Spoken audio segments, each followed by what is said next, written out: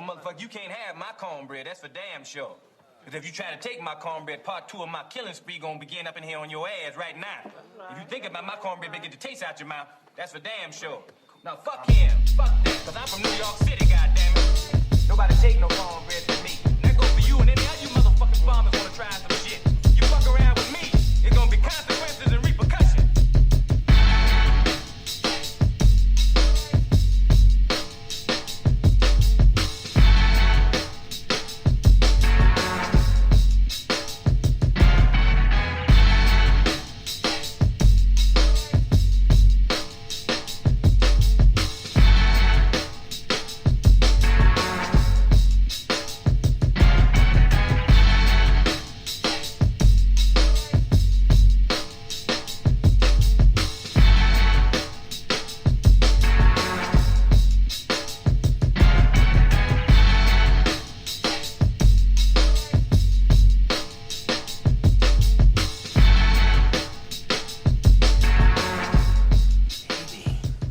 Haters gonna hate. Haters gonna hate. What up? What's poppin', fam? It's your boy Trey Frazier, Maestro Styles in the house. Welcome to another episode of the Barbershop Sports Talk Podcast. We're live on the website, barbershopsportstalkpodcast.com. Make sure y'all check us out on Twitter at barbershopspor2. Also, you can follow us on the Facebook page, and you can follow us on Instagram at Barbershop Sports Talk Podcast.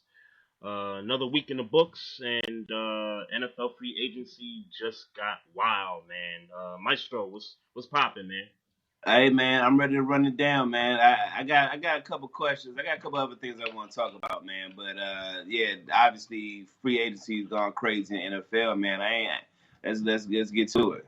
Yeah. Let's definitely get to it. I do want, before we get to that, we know with the coronavirus situation and the rest of the sports, on pause for a minute. We're gonna talk about all that stuff, but this is hot news right now with NFL free agency stuff. So let's get to it, man. I mean, Tom Brady this morning posted something on his Instagram and on his Twitter, I believe, and thanked the Patriots and everybody else in the organization for 20 years of service and all that good stuff.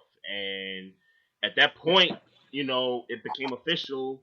He became a free agent, and just maybe minutes ago, the Tampa Bay Buccaneers are signing him to I guess it's a $30 million per year deal. I don't know what the years are on the contract just yet, but it's expected to be $30 million per year. So, Maestro, your thoughts? I'm glad he got his bag. I mean, 20 years of, taking pay cuts and, let's be clear, he's far from broke, but, for 20 years, he's been a top, let's say top 5, top 3 quarterback since he's been in the league, for a majority of his career. Yep. And he never really got paid as such. So, I am happy for him in that regard. The obvious reaction is I'm so happy that the Patriots dynasty is officially over. And I don't care what nobody says. Bill Belichick is there, and all that. It's done. It's done. Yeah, I had to throw in another round of applause for that. Yeah, it's over. Yeah, it's over. It's done.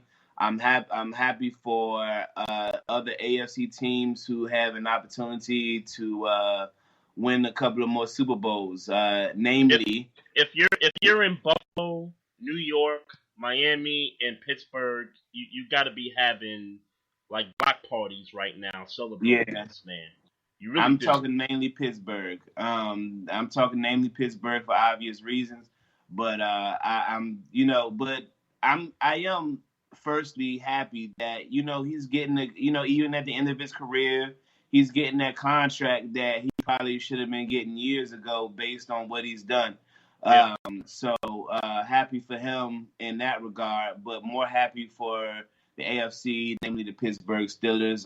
That brings us one notch closer to being able to win a Super Bowl, maybe even start a dynasty. I'm not saying we're nowhere near there. I'm just saying we have that we're a step closer to that opportunity.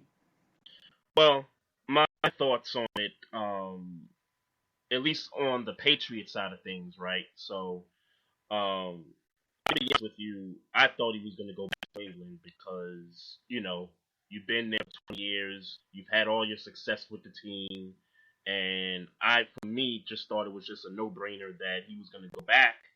And even, like the first couple of days, earlier today and sort of yesterday for the part, you started to kind of get a feel for, hey, wait, maybe there isn't a market for Tom Brady because the Titans signed Tannehill to that 4-year, $118 million contract, and I guess we'll talk about that a little later. So the Titans were off the board, and then the Raiders went out and signed Mariota contract, and obviously Mariota is going to back up Derek Carr. At least that's what it's like on the surface right now. So you had two teams that were reported in play for Tom Brady already signed quarterbacks, and then you kind of put the question, okay, is there really a market for this guy? And then this morning happened with the news he wasn't going to be there in New England more, and now the Buccaneers come in and come up. The Buccaneers have talent on offense, suited for Tom Brady. I do think that, and I said to somebody earlier, I think if you go out and get a Devontae Freeman who just got cut from the Falcons, I think that would be a perfect fit. They would at least have a running roster that at least has experience and shown that, they can play at a Pro Bowl level. I think if you do that, and then you got Godwin as, two of the top receivers from last year, combined with an offensive line that's, wasn't the greatest, but certainly a decent offensive line. And I think Brady understands that he's still got to play his game. No matter how many times we've said over the years that, Brady's in a system, the system is the system, I think he understands now that I got to get rid of the ball, quicker than I ever have now, if that's even possible. But I think he understands that this offense, I think, it fits him. And I think Bruce Arians is going to make sure that, his quarterback's going to be protected moving forward. As far as them competing for the NFC title, I think it's going to be tougher. I hear a lot of people talking about, well, he needs to get out of the AFC because, it's Mahomes, it's Lamar Jackson's, conference now. Well, did we forget about Russell Wilson? Did we forget about Aaron Rodgers? The Cowboys, were talented. The NFC is still a deep conference. Yeah. The last time I checked. So I don't know where all of a sudden, people in the media are now saying, oh, the NFC is the easier conference for them to go through. No, it's not. It's not. And you're competing with the Saints in the same division. Mm-hmm. So you still got that. So I do think it's going to be tougher for them to compete for the NFC Championship. Now, will they go to the playoffs? I think they can. I think they can get to the playoffs this year with this roster. Yeah. Are they a tough team? Yeah. On paper, yes. Paper. I don't want to dig into the. What I'm saying, it's so early in free agency. The draft is still there. And we still have to, go too. So yeah. It's early. But on paper, how do you feel about his regression? And you can say what you want. There has been a regression. He's still a top. I'd say he's still a top based on his quarterback. He know what he's doing. So right. I don't think it's going to be an issue of him, coming in and being productive. Is he going to be productive enough to deal with the likes of the Kansas City and keeping up with the Seattle Seahawks and even the Cowboys? I don't know, but I'm not going to sit here and just crown him either. I'm not going to crown him either. For me, the Tom Brady signing again is just really more so based on the fact that he got that bag. and he got that bag on his way out the door. He everything he could do, possibly as quarterback of the New England Patriots to make sure that they were in position to be the dynasty that they were. Meaning, playing his ass off, meaning matching his system, meaning when it was time to take pay cuts to, get the roster together. He did that. He was the ultimate team player in New England. And I'm glad he's gone, but he did deserve to get his money. I'm glad he got it. I know everybody's saying this is going to be a great thing, and sure it could be. Look, I get Bruce Arians, the quote unquote quarterback whisperer, and all that. I'm just waiting. Let me just say that I'm just waiting. No, I'm I think that's fair. Gonna happen. I do think that's fair. This isn't the close and shut case that it looks like I'm seeing on Twitter, where everybody is like, oh, this is a wrap. This is going to work out everybody involved. Right.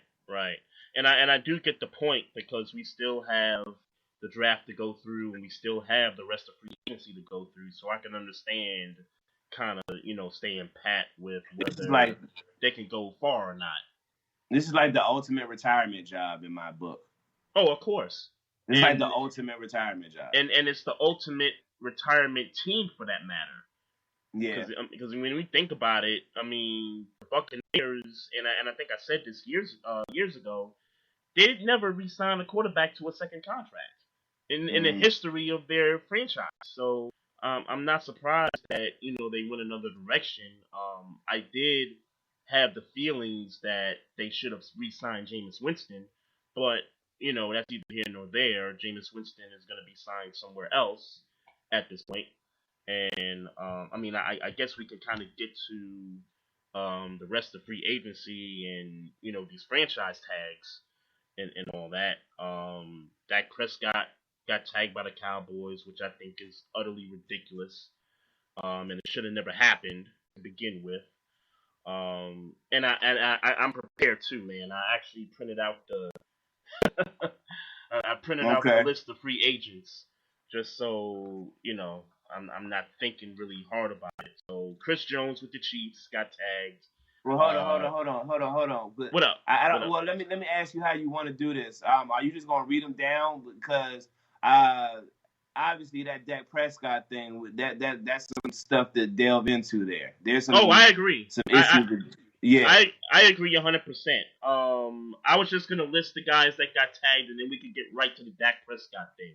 I was about to say, because I was gonna say I was more on the and you correct me if that's not the way you want to go, but I'm more into what let's go through the notables and discuss the notables. We could rattle off the the more important tags is more so what I'm trying to get to. Okay. We can start with Dak Prescott then. And I'll re-say it again. The Cowboys should have never played with this man's money. He should have been signed to a contract, man. Yeah. I don't understand why this is just taking so long for them to come to a deal. I know he turned down, what was it, like $33 million per year or something like that. And I get all that, but Dak's just trying to, and even if he's trying to reset the quarterback market, that's his right. The dude has started 4 straight years, hasn't missed a game, 2 playoff appearances, 1 playoff game, and I mean, I just don't understand it, bro. Zeke got his. Jalen Smith got his. Yeah, a few other guys on defense got theirs. I think DeMarcus Lawrence got paid. Yeah, got his. Yeah. All of the important Tyron Smith, all of the important pieces got their money, except for the most important position on the football team. Right. Amari Cooper got $20 million a year. And that's like the kick in the, but that for me, that's the kick in the nuts right there. Mm-hmm. That in a time, and I get it. What they did was all right, you turn down whatever. All right, let's say Cooper. all right, but that's like the ultimate. That's like the ultimate kick in the nuts right there. Like, so you instead of coming to my terms, you gonna say, "Oh, forget me, tag me," and Right. then go sign Amari Cooper. Like, that's just. I mean, that's crazy. I mean, I think from what I understand from Dallas insiders, we knew Byron Jones was gonna walk. So, all right, we knew it was going to either be Byron Jones or Amari Cooper. We knew one of those two were going to get signed, and the other one was going to have to wait or be dealt, or however that was going to happen. I think that was what the consensus was. So all of that played how everybody thought it was going to play to my resources. But Dak Prescott not being signed and then days later signing Amari Cooper. Nah, man, that is the ultimate kick in the nuts. How do you feel about people saying that he should sit out? I think, and I'm only basing this off of Le'Veon Bell, but I think in the best interest of getting what you want, I think he should have followed the Le'Veon Bell approach. Sit out, wait your turn, and then when it's time to get your money to get what you exactly want, then you'll be at that point. Now, I get Le'Veon Bell's a running back, Dak's the quarterback, and I get the two positions are different in terms of which one lasts longer than the other. I get that, but I think Le'Veon Bell at least showed you the blueprint on how to do it. I would have been fine with it. I don't know that Le'Veon Bell showed us the blueprint because he ended up going to the Jets and getting essentially the same amount of money that he was going that Pittsburgh offered him, and now he's in New York, and now he's with the New York Jets in purgatory.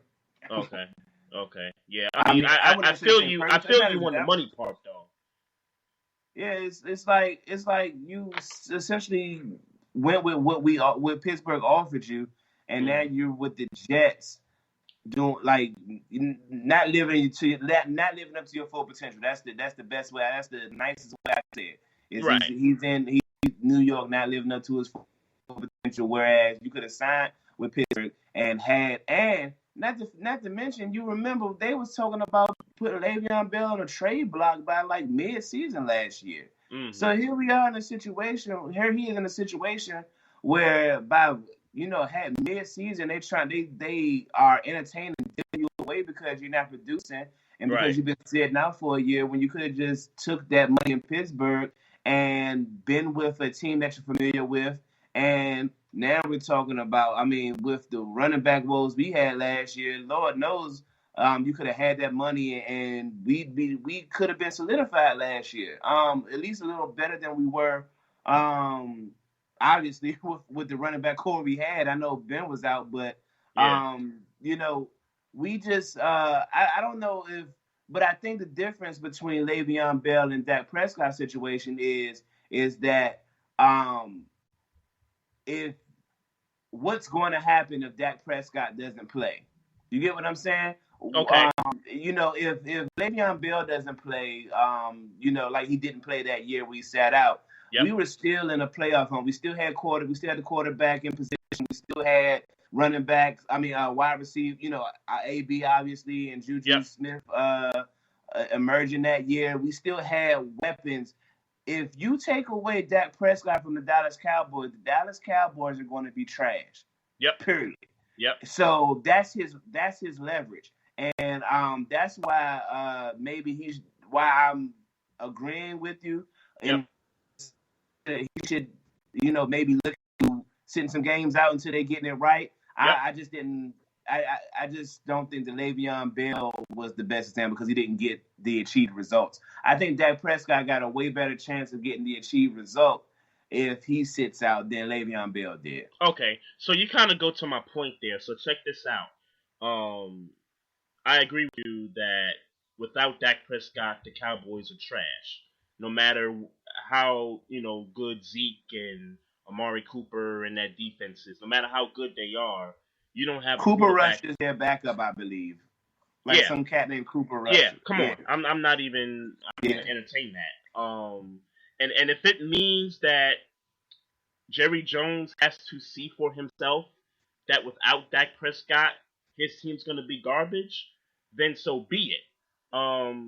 Didn't the Cowboys years ago have a situation like this? It wasn't the quarterback, but didn't Emmett hold out for a few games? I don't know. Okay. I'll have to research that. But I thought at one point Emmett Smith held out. They lost the first few games, and then they was like, "All right, Emmett, here's your money. Let's do this." And then he came back, and then the Cowboys got rocking and rolling all the way to the Super Bowl that year. So yeah, I'm in agreement with you that that if Dak sat out, Jerry's really gonna see how bad or really how much he's gonna need Dak Prescott moving forward. And I'm talking this year. Right, Yeah. this like, year. He yeah. And if the Cowboys don't sign him to a long-term contract, somebody else will. Yeah. Somebody else is going to get money. That's going to be unfortunate for the Dallas Cowboys, man. That's going to be unfortunate for the Dallas Cowboys. So did you see Snoop on First Take the other day? I did, and he called in, and they were talking about the Dak situation, and it's funny because as I'm listening to those guys talk, I'm like, they know what's up. Like they want to throw the race card out there, but Stephen A. and Max and what's the other homie name? Marcus Spears. They was holding it in, and Snoop comes on and was like, "Look, man, I don't know if it's because he's black or what, but this nigga deserve his money." He said he said if it was Tony Romo, they would have got his money. They would have got his money. Yep. He also said that Dak Prescott is a better quarterback than Tony Romo. Yeah. I don't want to get into that. You don't want to get into that? Why not? No, because I know where this is going to go. Oh my God! Yeah, this is the one time you have been out. Tony Romo's better than Dak Prescott. What's so hard about that to say? But if that's your opinion, that's cool. But for me, I just don't think the gap is that big. You know what I'm saying? What you mean the gap is that? Is Tony Romo that much better than Dak Prescott? No, but he's better than Dak Prescott. Okay. Look, I'm sorry. Okay, so I think we're on the same page then, because I do believe Romo's better than Dak, but I don't think he leaps and bounds, better than him. That ain't the point. The point is that was the I get it. I like Snoop, man, because he emotional. He say what he feel. You know what I'm saying. But come on, bro. He went in like Dak Prescott is better than Tony Romo. Tony Romo only been to X amount of playoff games, and he was jacking Romo, and that's why Romo a broadcaster, and Dak is on the field. Like he just went in like that, and I was like, Snoop. Like, come on, bro. Like Tony Romo is better than Dak Prescott. Like I'm not even saying that at some point Dak Prescott won't be better than Tony Romo. But as it stands right now, Tony 4 years of Dak versus Romo's entire catalog, Romo's better right now. Dak Prescott, I think the one thing that I'll give Dak over Tony Romo is this. Obviously, it's obvious his ability to run. But if you're just talking about dropping that, playing quarterback, it's like, nah, bro. He's just not better. I just didn't like. Right. Romo had an ability. Romo had a slight running ability for a while there. Nah, but let's not compare that to Dak Prescott. Dak Prescott runs that ball. Tony Romo, that's not. But that's why I said. That's why I said slightly. I prefer saying slightly. Yeah. He could improvise a lot better than Dak Prescott, I think.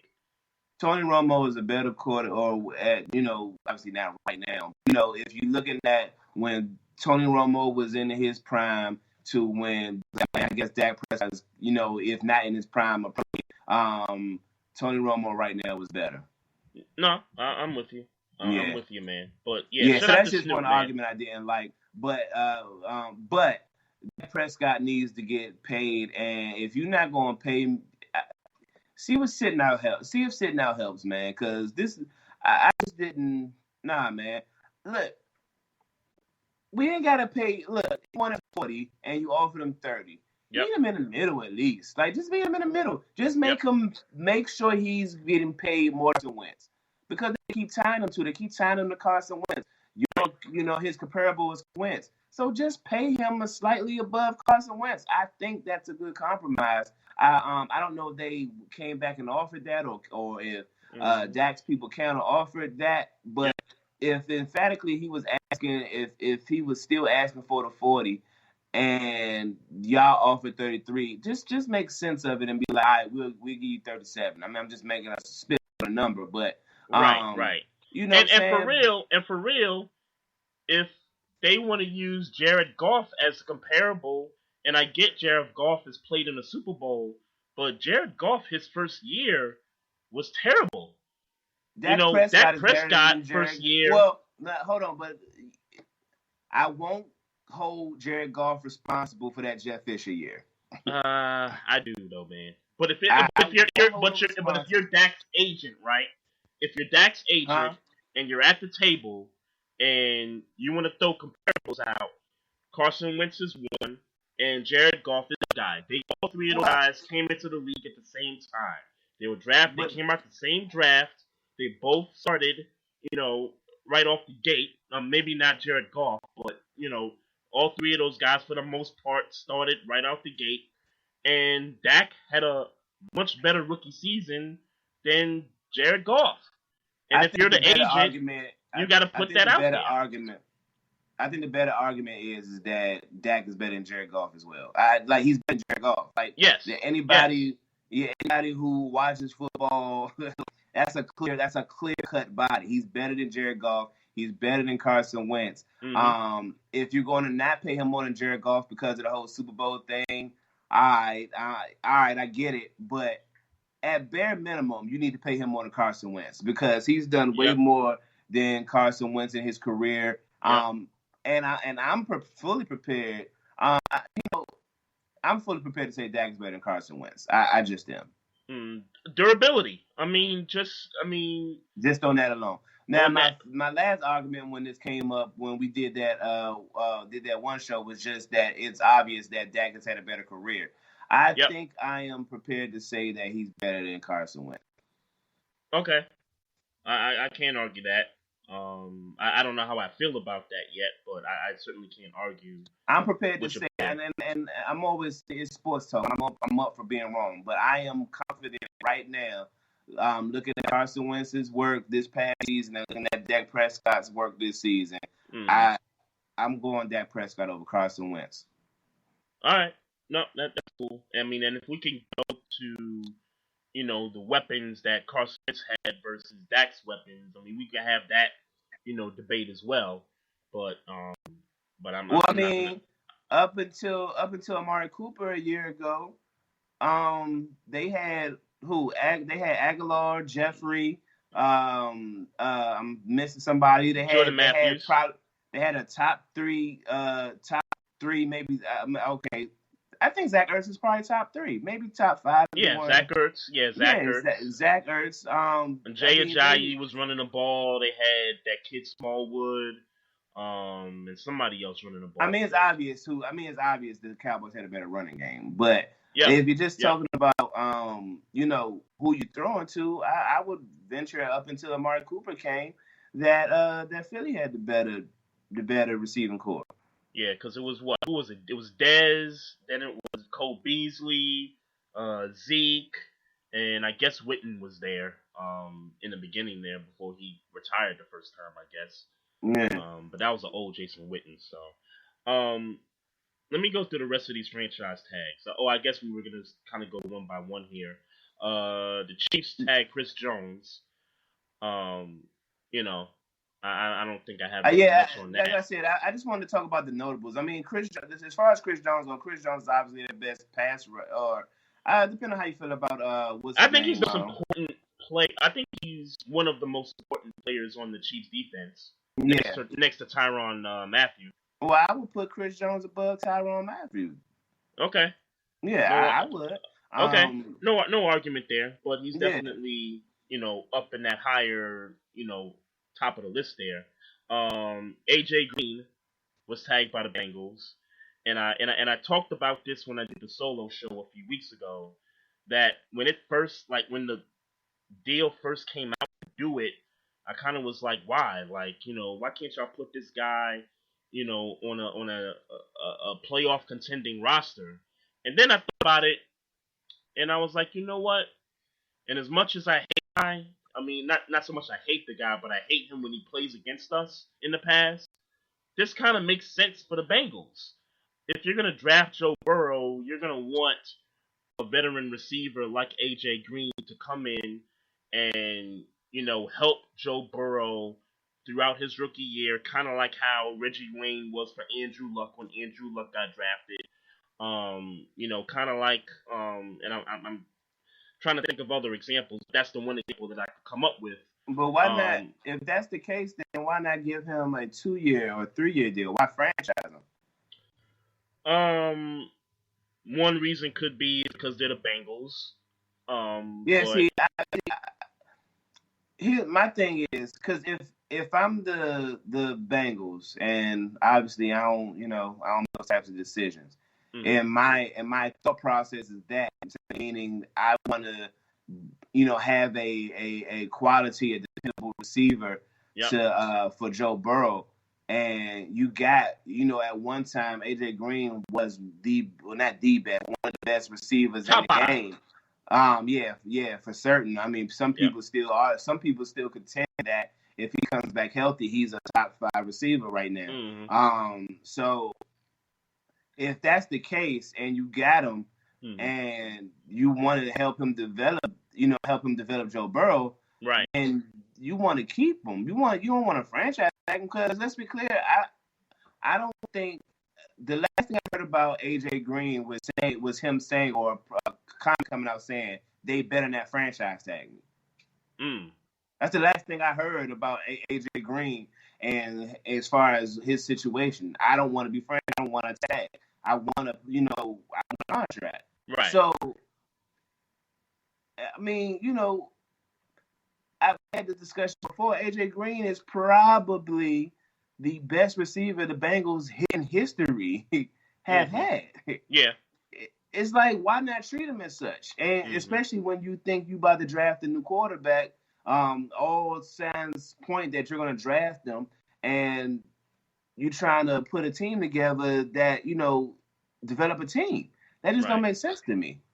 Well, when I say that the Bengals, I really mean that they're cheap, and they have a history of being cheap and paying their players, paying certain players and things like that. So when I look at this, I'm like, okay, they want to keep AJ Green because they want to keep him around for veteran presence, but at the same time, they don't know what to do in terms of come to an agreement with a contract. They don't know what to kind of similar to the Dak situation.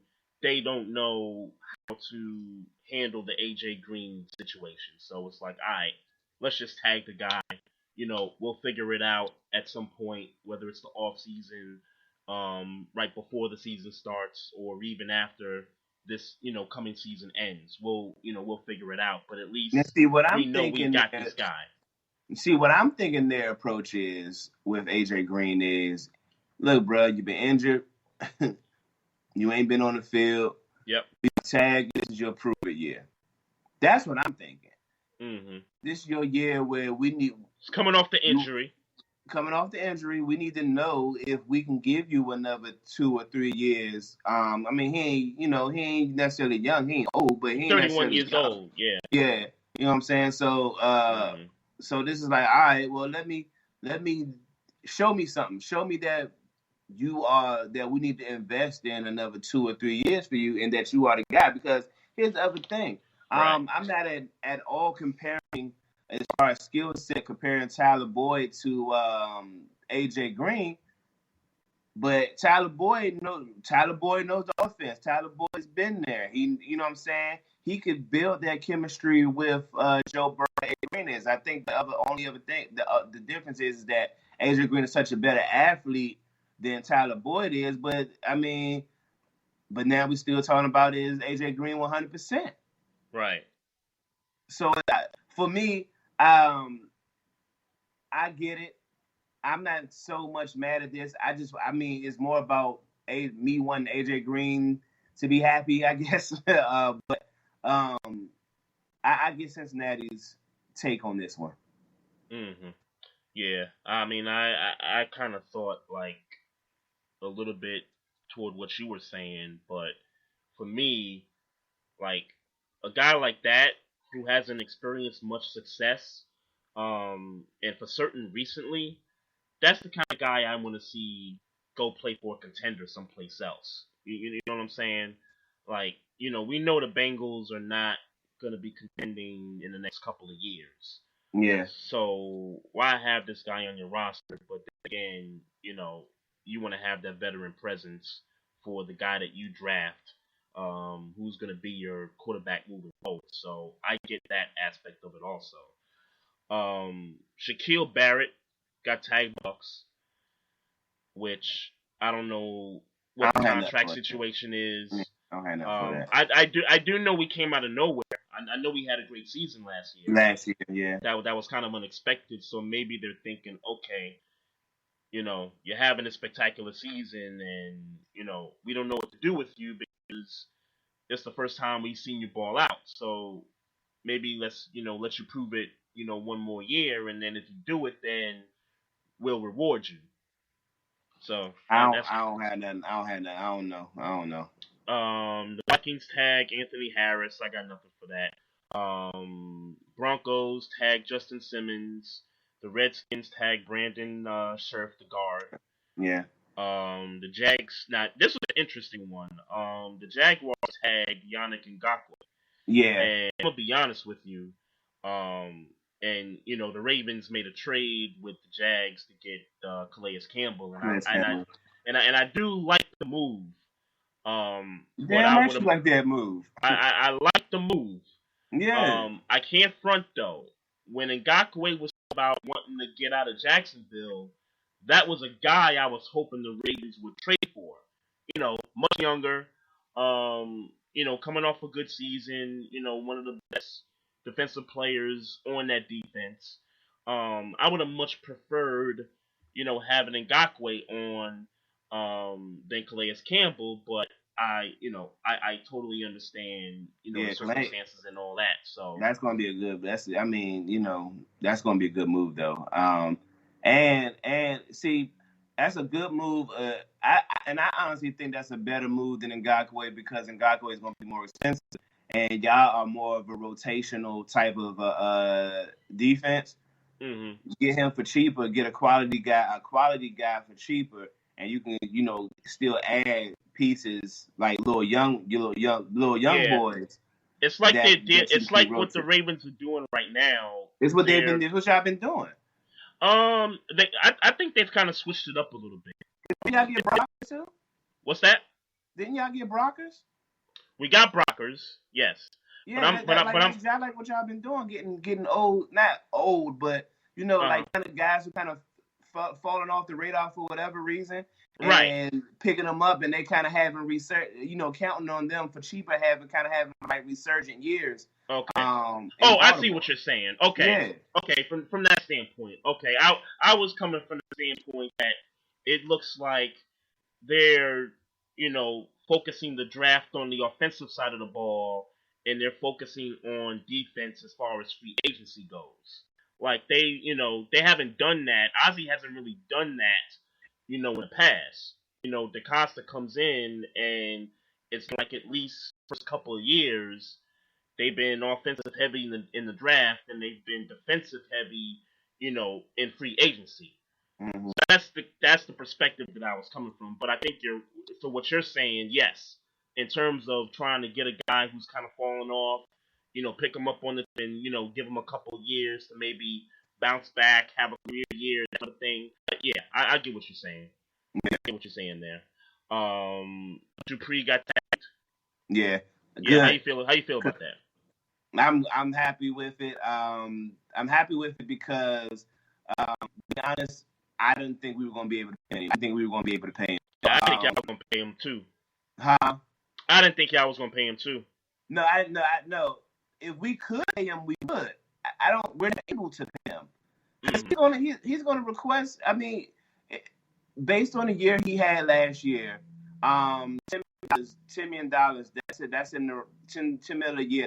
That's kind of like where he was probably gonna land at. I don't know if we was gonna be able to do that for him this year, just based off of what we got going cap wise. Our cap don't look real good. You know, our major signing so far is Derek Watt. So I mean, right. You know, like that. You know, I am excited though. You know, not to make this a Steeler podcast, but Artie Burns was released. Mark Barron was released. Basically, that whole draft is off. Yeah, that 2016 draft is gone. Everybody's gone. I am sad, but another thing I knew was going to happen. But Javon Hargrave is gone. He went to Philly. I was saddened about that, but again, we weren't going to be able to pay him, and he has been one of the better nose tackles in the game. Especially with Stephon Tuitt being injured last year, he did what he was supposed to do, and we weren't going to be able to pay him. I think I had been saying that during this the year last year that man, we're not going to be able to pay him, and you know, he's gone, so that I'm saddened by that, but. $39 million on 3 years, by the way, for Javon Hargrave. Yeah, but you know, like I said, getting back to your point, I'm happy that we can keep Bud Dupree, keep that 2 hit, you know, on both sides, keep that going for as long as we can keep it going. Maybe something to change cap wise, and maybe we'll be able to pay him next year. But I'm glad that we were able to keep Bud Dupree. Yeah. But Stephon Tuitt better be healthy next year, man. Because he went out for the year, right? He was out for the year, and that's what I'm saying. That's why I knew Javon Hargrave was going to earn this contract because with Tuitt was out, Hargrave had all the rotation, and he was playing good ball last year. Y'all got y'all first round pick, right? No. That's right. That was for the Minka Fitzpatrick trade. That's right. Okay. Well, yeah, I think you're right. You better hope that Tuitt comes back and. You know, does something. And let me be clear, we still got a good defense. But it's going to change if Stephon Tuitt isn't healthy. It's not going to be as good as it was last year. Sure. You know, all right, we'll see. The Patriots tagged a guard, Joe Thuney. Not interested in that. Nope. Here's one we're interested in. The Titans tagging Derrick Henry. I like that. I don't like it a bit, man. Look, but here's the thing. I don't like it, but it's the game, man. Yeah, it's the game. I guess, man. I mean, I don't like it. Let's be clear. He should be paid. He should be paid in the realm that Zeke is getting paid. I don't think he should be paid more than Zeke, but he should be paid in the realm that Zeke is getting paid. I disagree. I think he should be paid more than Zeke, to be honest with you. I mean, see, but you're basing it off of this last year, though? Base it off of last year. I think you base it off of. This is his 4th year. He's been in the league for 4 years, correct? 1, 2, 3, 4. Yeah, 4 years. Yep. So the first two years. He was showing flashes. He was just showing flashes his first 2 years. Yeah, I'll be honest with you. I didn't feel like they was using him right. But go ahead. His third year, he started off slow and caught on in the second half. And this year, he started off slow and came alive in the second half, and the playoffs, obviously. So it's like Zeke is pretty much consistent. From, you know, outside of that year he was injured. Right. But, I mean, for all intents and purposes, it was Le'Veon Bell and Ezekiel Elliott since, know, since, you know what I'm saying? So, I can't, and they're the same age. It's not like, you know, there's some type of an age disparity. They're pretty much, Derrick Henry and Ezekiel Elliott are pretty much the same age. I don't know. I mean, if you're going to say that he should be paid more than Zeke because of his role, because he's going to basically carry Tannehill. But yeah, that's where I'm at with it. But is he going to be able to carry Tannehill for a full season? For a full season? Yeah. I think so. And let's be, he starts.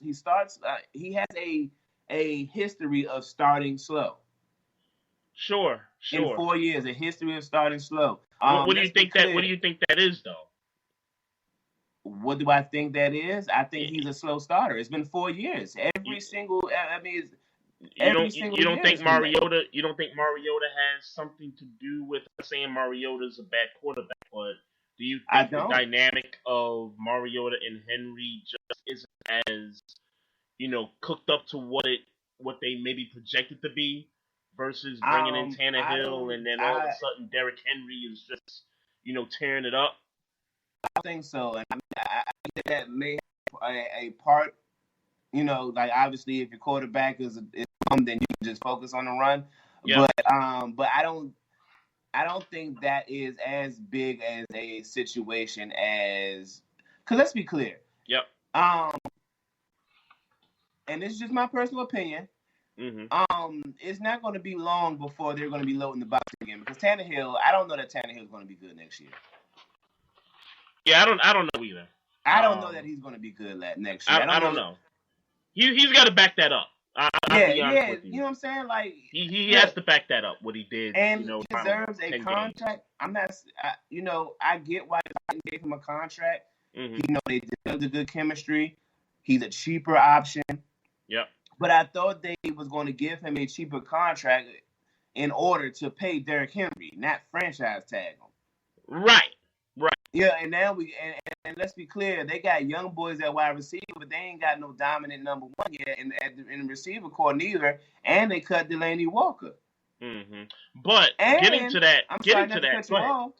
And they cut Jack Conklin went somewhere else. Who? Jack, the guard, the tackle that they were trying to pay, that they were so confident in, because let's be clear, he's a good tackle. Okay. But if I'm understanding right, he went somewhere else, Jack Conklin. So so now the offensive, your best offensive lineman is gone. You secured Tannehill for 4 years, but now the reason why we're even talking about the Titans, you franchise tag him. Right. And now that says to me, because he's going to be 26, 27 next year, that says to me that you ain't really interested in signing this dude. Right. Jack Conklin signed $42 million, 3 years with the Browns. So yeah, you're right. So they lost that guy. So you let your best offensive lineman go. Yeah. So who do you think that's going to be trouble for? That's going to be trouble for the guy you just gave a contract to. Right. Yeah. So because my thoughts initially was, okay, they got AJ Brown, who was a rookie last year, so that guy's not going anywhere. You franchise Derrick Henry, which again I don't like, but you're gonna have him at least for the next year. And then you look elsewhere in the offense, and I know Delaney Walker was a big part of the offense, but Delaney Walker was kind of compromised, even when Tannehill, stepped in. He was injured majority of that. Exactly. Yeah. So I don't know if I put as much stock into not having Delaney Walker for Ryan Tannehill as I would if this were Marcus Mariota. I think you got Delaney Walker fucked up. Well, again, he wasn't in the offense when Tannehill took over. So because he was injured. But if healthy Delaney Walker comes into if he comes in his training camp healthy with a quarterback who's not that good, so he's going to need a dependable tight end. You don't think that's not going to change real quick? I don't think it'll change, but I also understand that Delaney Walker's old too. Still productive, yes, but if they looked at his age and was like, okay, I think we kind of sense you kind of slipping a little bit, then, I could understand them parting ways with Delaney Walker.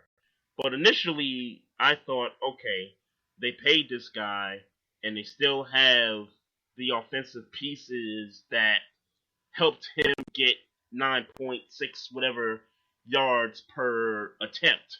I think he led the league and all that. So Yeah, but see, I don't. I'm sorry, I didn't mean to cut you off, but I don't think that average had much to do with him. I mean, I guess he has to complete the passes, but we know that was based off the fact of people taking defenders out of the box. I mean, putting defenders inside the box. I'm sorry, to deal with Derrick Henry. Right, and that's my point. Derrick Henry's still on the team. AJ Brown is still on the team.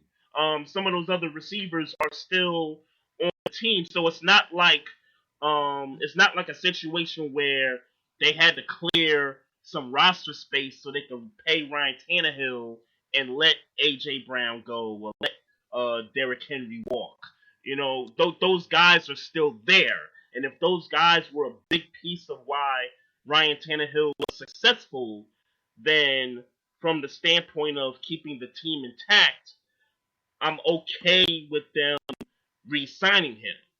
Maybe not necessarily the amount of money that they gave him, but I'm okay with them at least bringing him back, knowing that they didn't let much offensive weaponry go. Now, I'm not okay with them signing him if that means you had to franchise Derrick Henry. No, that I agree with. So here's the thing: get Derrick Henry done first. I agree Whatever with that. crumbs you got, yeah. See, that's why this is bullshit, because his entire, I ain't gonna say his entire success is on Derrick Henry, but a big fucking percentage of Tannehill's success was because of Derrick Henry. I agree 100%. Not AJ Brown, not that other receiver, Tajay Sharp, not whoever the hell their tight end is. It was Derrick Henry, and for more than that, if that means, let's be clear, and it's not that AJ Brown or Tajay Sharp is in the line for any contract dispute or any re-up anyway, but if they were, and the choice was Derrick Henry or them, you let them go, and you let Derrick Henry do what Derrick Henry does, because especially in this draft, this draft is wide receiver heavy. That's all they've been talking about, how wide receiver heavy this draft is going to be this year. And we're talking about AJ Brown, a rookie who had a rookie, had a good rookie year. Good rookie year, yeah. It's no, the priority on the Tennessee Titans is and what was and is should have been Henry. It should have been Derrick Henry. It should have been Derrick Henry. So I'm not okay.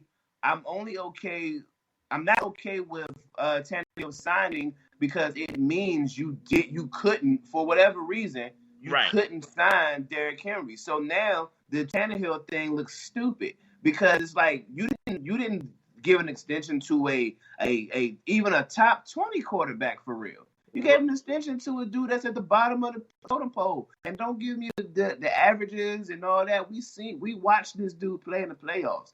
This dude is not a top 20 quarterback, and you gave him an extension at the expense of the leading rusher in the league last year. Right. No, I agree that Derrick Henry should have been taken care of first. I agree with that 100%.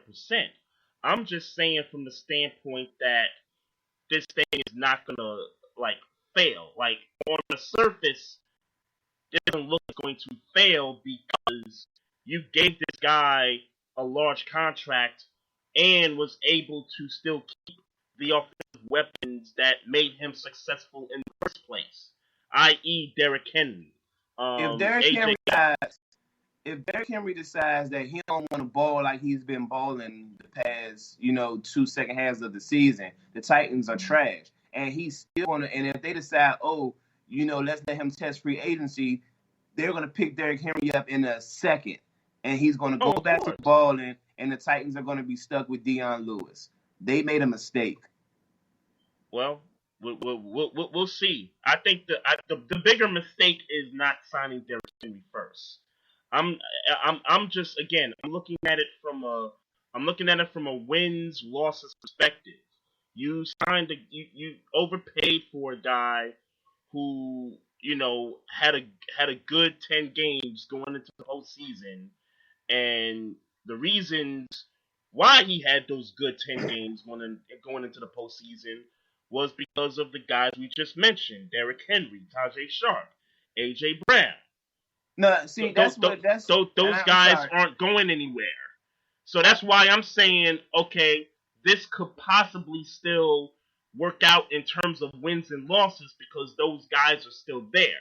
See, If they had to scrap those guys off that roster just so that they could pay Ryan Tannehill, then 100% it's a total, collapse. It's a total failure. yeah, I see. Here's the thing, though. But you put a bad taste in the mouth of the two most important people, in Yeah, Jack Conklin and I Derrick agree. Henry. I See, the agree. thing is that I think where we differ is that you're giving more. You're giving. See, in short, Tajay Sharp and AJ Brown are replaceable. Jack Conklin and Derrick Henry are not. Sure, And then, and then, I get, but they're still on the roster. but what I'm saying is that Mm-hmm. you got to take care. And let me go deeper. Mm-hmm. Ryan Tannehill is replaceable. I agree with that. So my thing is why not take care of your this is a mistake. And the reason why I didn't say nothing about, and I guess because news is pretty new too, but the reason why this is no way to say it. This is a mistake because if you got Tannehill and locked up, Derrick Henry, cool. Not locking up Derrick Henry and but locking Tannehill is a mistake. That's a mistake. And then on top of that, you let go your blind side. One of the better guard tackles in the league. I agree. Conklin. I agree.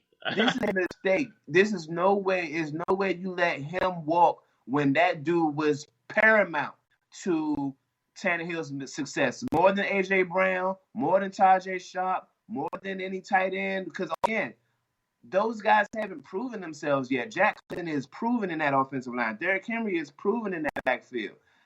If for some reason Henry decides I don't want to, or God forbid he decides I'm gonna sit out. God forbid he said I want to sit out because y'all disrespected me and they got to open up the season with Deion Lewis at starting at running back. Hey, that's a good point. I mean, no, that's a good point. I mean, we just talked about Dak possibly.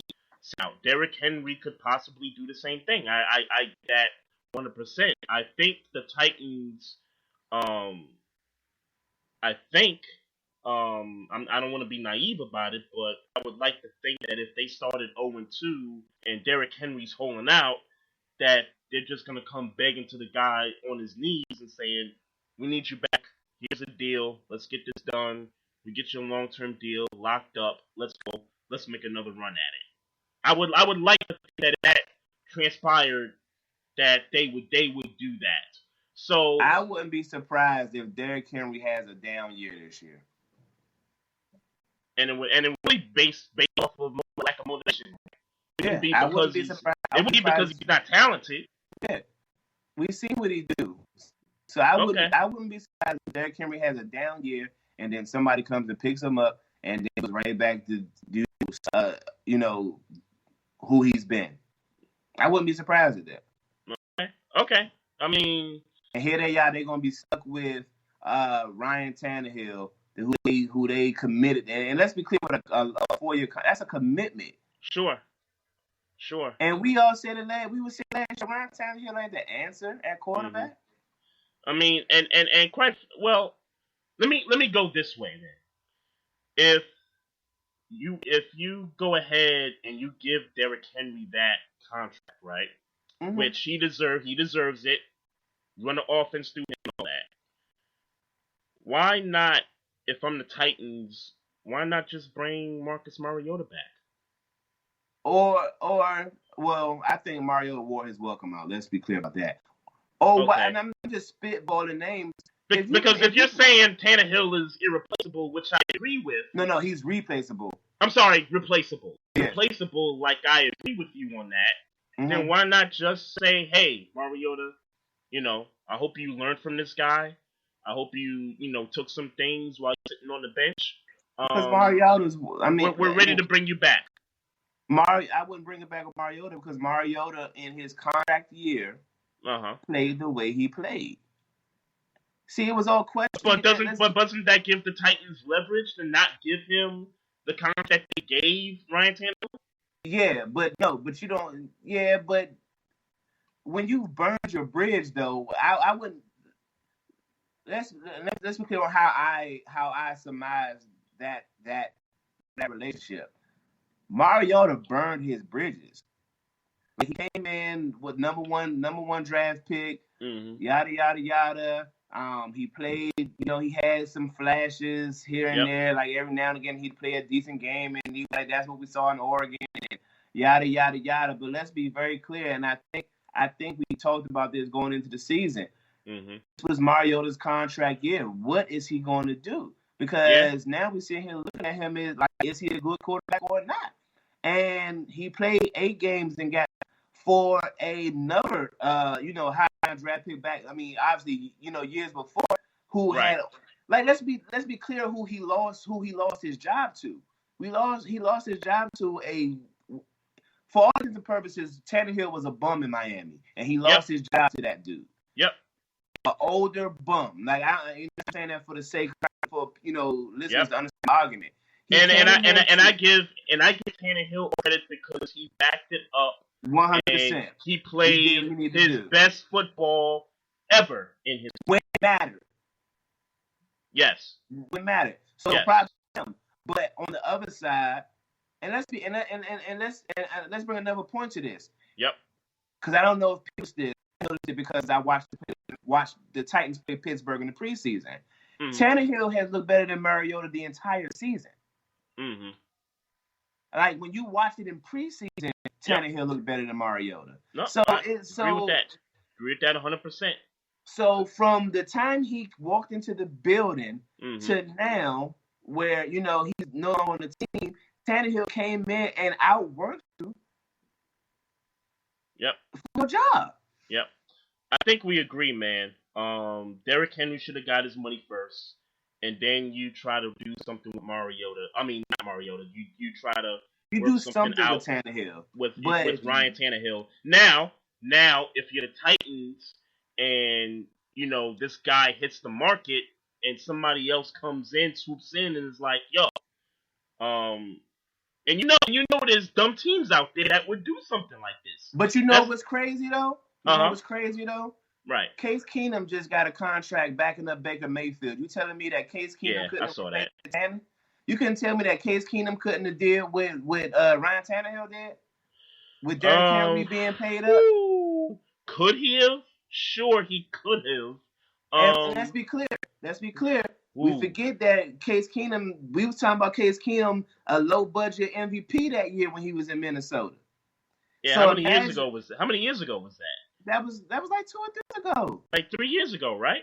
Right. So you're banking on the hopes that Case Keenum can recapture that 2017. No, not at all. All I'm asking him to do is be to be efficient. He don't even have to be Tannehill efficient because you know how you're going to run your offense in the Titans. You know you're going to have Derrick Henry being the bell cow. You know you don't need him to really do no whole bunch of it. Just not make mistakes on the play action when we need you to throw.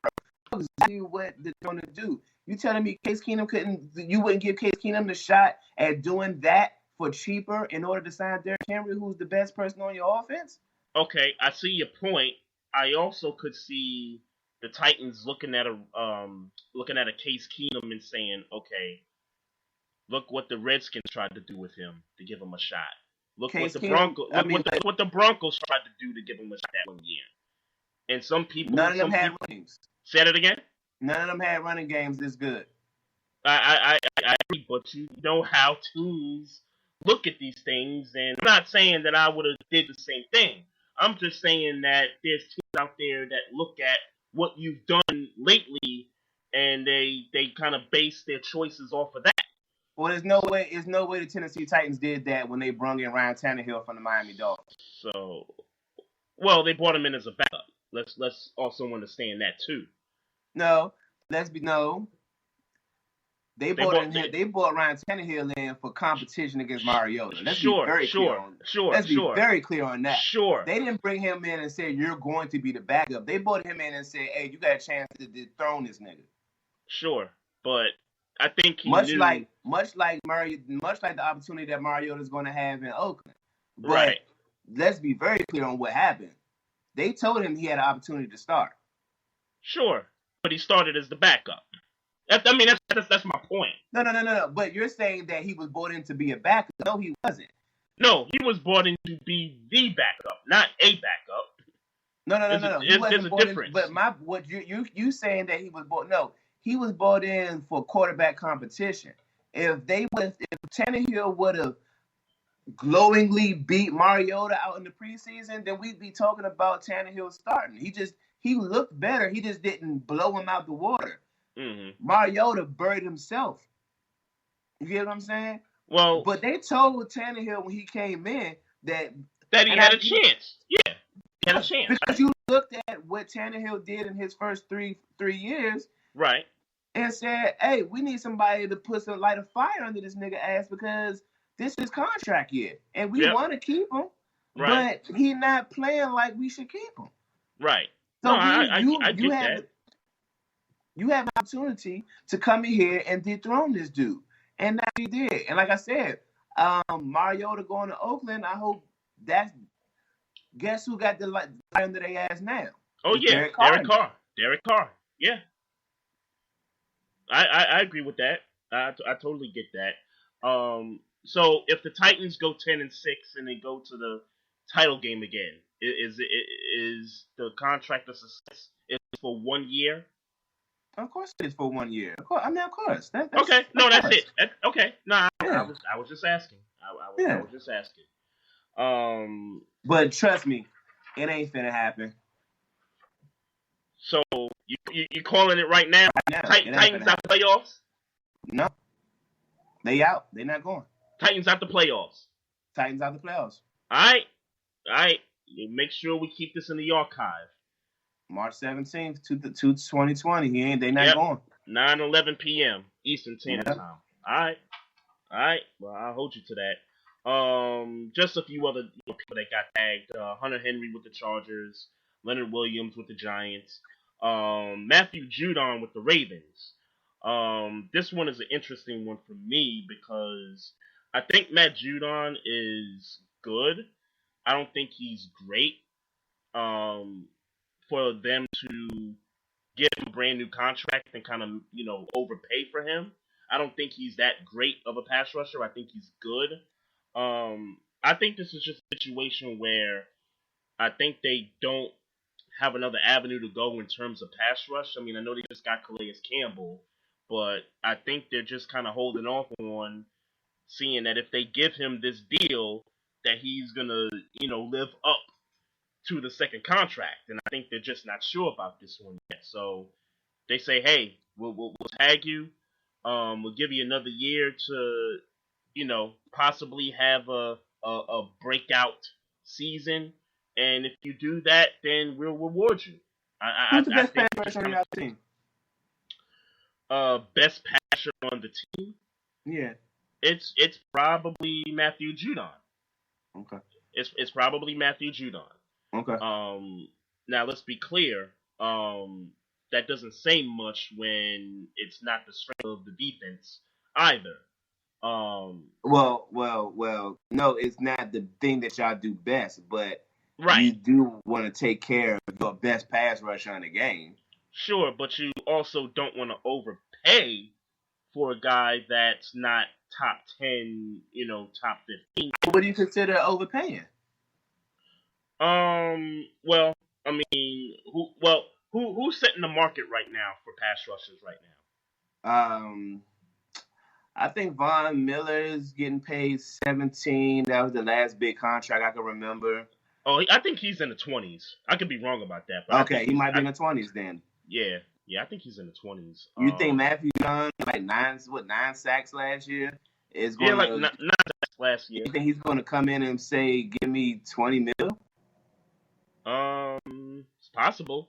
I mean, I don't know who the guy's agent is, but that's possible. I mean, that's just a respectful decline. I mean, if he asks for that kind of money, I'd be honest with you, you let him go in the market. Like, what are you talking about? Go in the market and see if somebody else is going to pay you $20 million. Right, and so that's my point. I guess we got to see what the market is for pass rushers right now, and I can tell you what I feel is. a similar pass rusher in Bud Dupree on my team. While Bud Dupree is not our best pass rusher, he had about 9 sacks last year. The market is about $10 million. Okay. That's secondary sack numbers, like getting those, right on the cusp of double-digit sacks a year. Right. And if that be the case, do you think $10 million is too much to pay Judon? $10 million. Based on what you know, obviously you don't know the numbers and who's getting paid what. Yeah, right. Yeah, it's just, I don't know all the numbers and stuff, but obviously the Ravens do. So it just sounds to me like they don't think he's I think they value him in terms of what he does for the team, no doubt. But I think in terms of him being top 10, in the league, I think they're trying to avoid giving him, a contract that, he might not live up to. Yeah. So I that's what it's coming down to. I hear you. I don't think that without knowing y'all numbers, I think you take care of your best pass. You try to take care of your best pass rusher, and I don't know that they did or didn't. But I think if he's your best pass rusher, you should at least pay him at the market of what his statistics, or try to pay him at the market that his statistics say. I'll give you an example. C.J. Mosley, his last year with the Ravens, solid year. Arguably the quarterback of the defense that final year. Right. They let him walk. Why did they walk? Very good in the run game. Quarterbacks the defense well. Just had coverage issues. Couldn't cover tight ends. That kind of a thing. So what happened? The Jets came in and said, "Hey, we will give you some money." They signed him, and not to say that it's the Jets' fault that C.J. Mosley got injured and it was kind of a lost season for him, but I like what you're saying. That's what happened. It sounds like that's what you're saying. What? That it's the Jets' fault? No, I'm not saying it's the Jets' fault. I'm just saying he got injured and it was unfortunate. But what if that was us? You know what I'm saying? But to compare C.J. Mosley to Matthew Judon, see, I think the issue is their positions, where Judon is a pass rusher and he excels at what his role is. Yep. C.J. Mosley, and I can remember you and specifically Chips talking about it.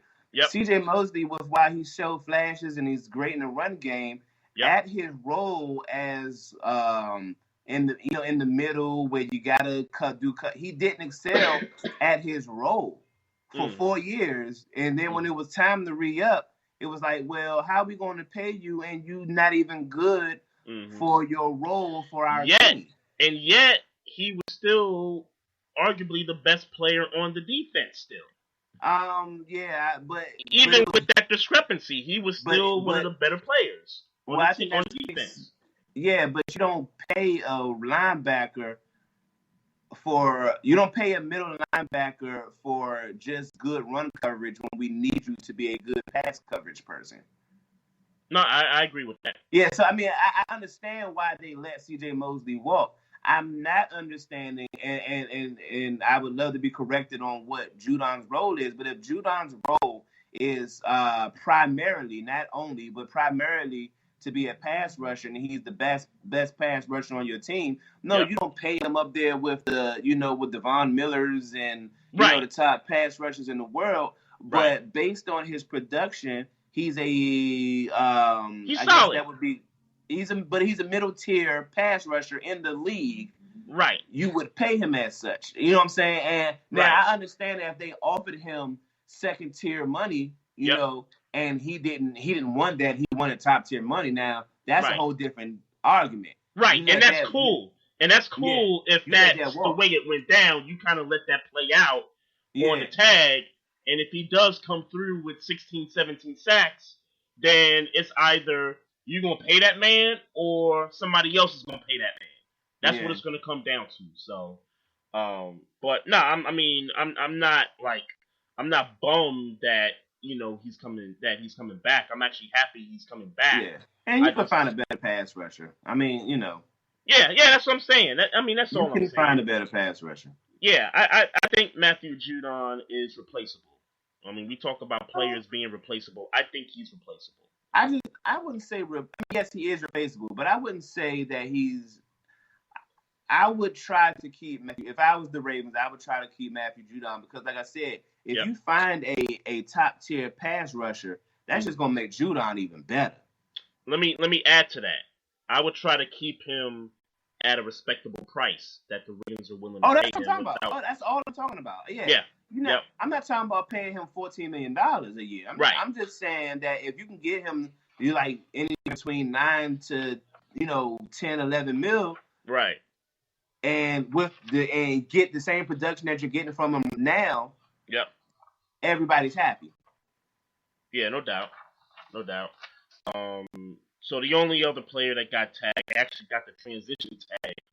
Kenyon Drake with the Cardinals got the transition tag. Mm-hmm. So, and since we're on the Cardinals, right? Can we talk about what the Cardinals pulled as a crime to the Houston Texans? Man. That was just robbery, man. Did you see that conversation? Yes, he is. Yeah, he's done. Yeah, what have I been saying? And I wasn't with you on him as I think he has a respectable coaching resume, but to make this mistake as GM, you got to at least take that from him. Yeah, that's we talked. We talked about mistakes all night. This one right here, a mistake. Now, I would love to believe that David Johnson is going to come back and be that guy he was 3 years ago. I would love to believe that. I don't know about that, man. I don't know about that. And more than that, I know Will Fuller is a good receiver. Mm-hmm.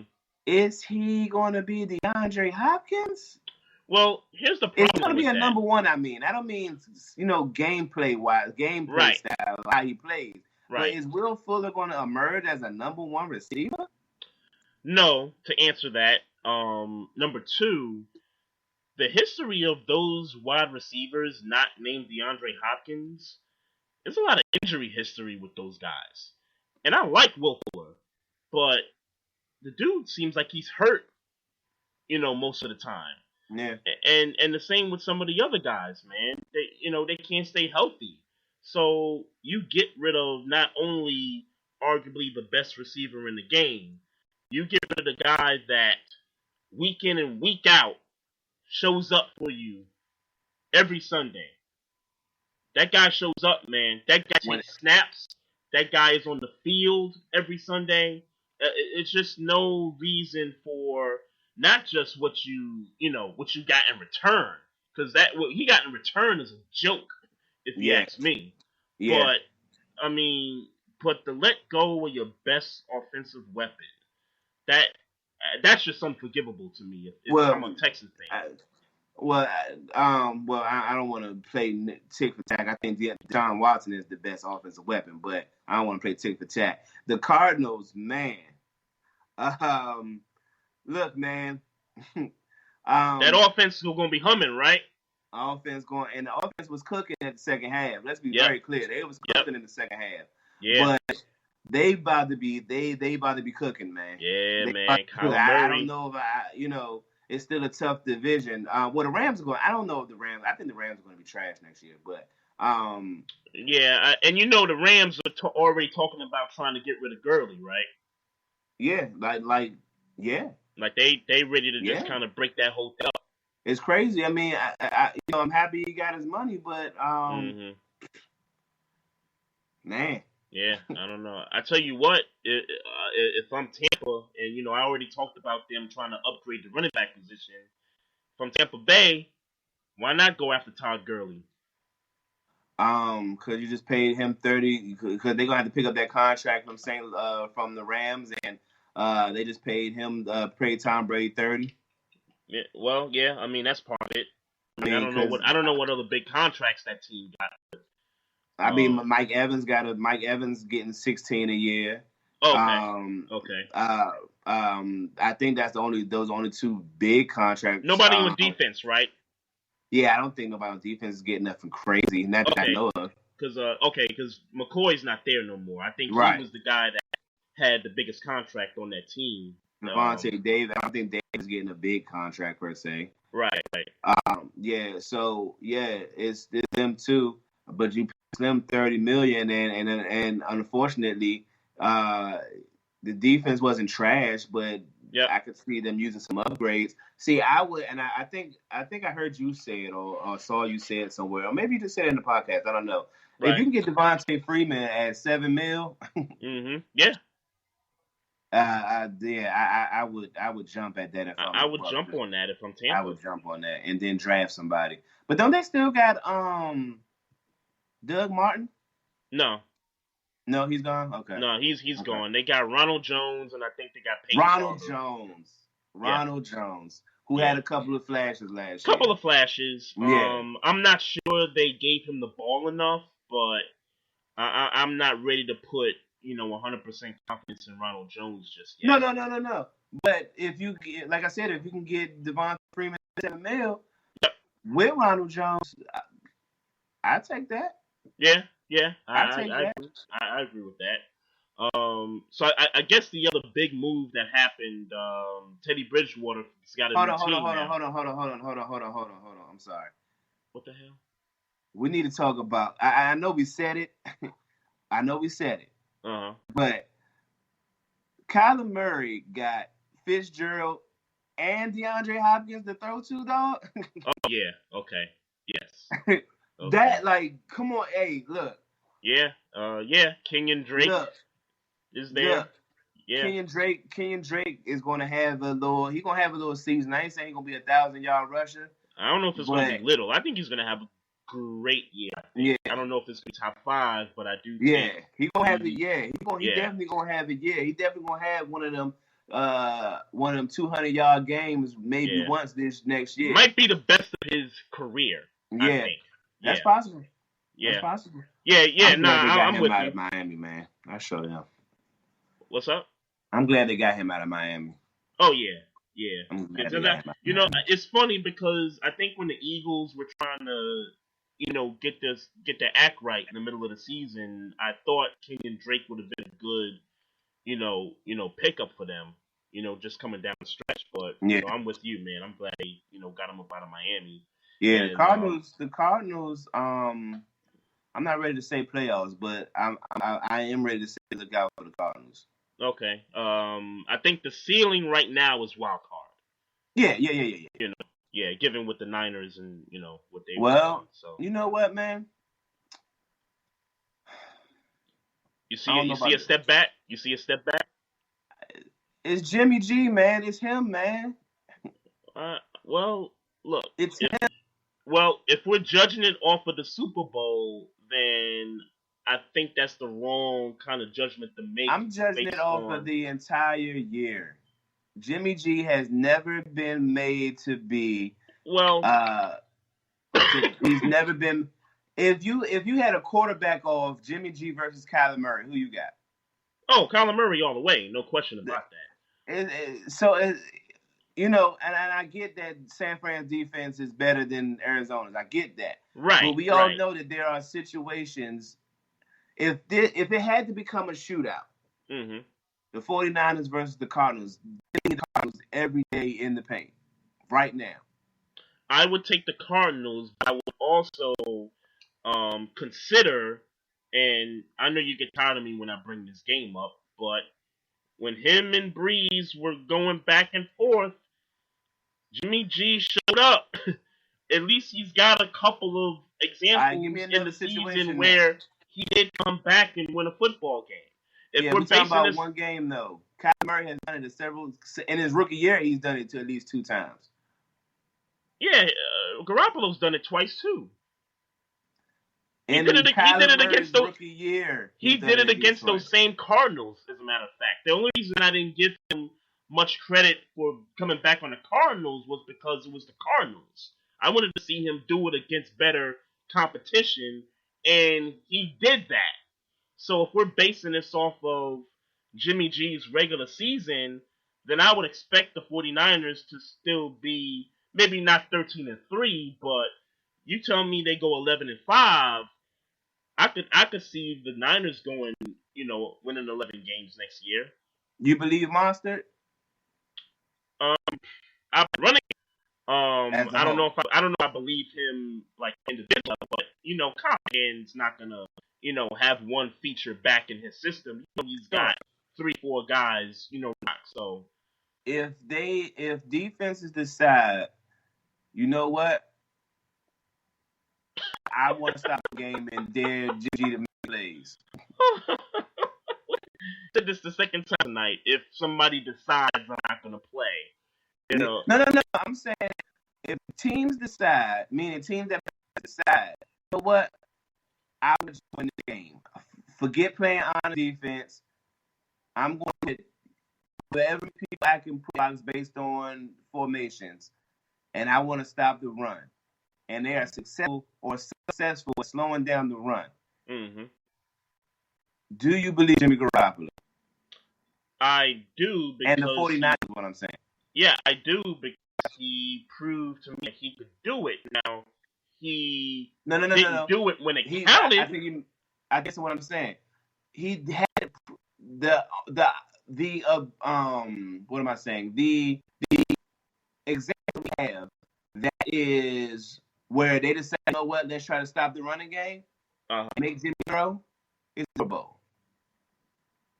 Yeah, I mean, and that's my point. He just didn't do it in this game out there, but he's done it in a couple of games, one against the opponent and one against a Super Bowl contending team. No, that's where. So okay, maybe I missed how the running game was against the Saints. Yeah, they didn't run. They didn't run all crazy. But was that play calling, or was that the Saints shut down the 49ers run game? Part of it was Saints shutting down the game. Part of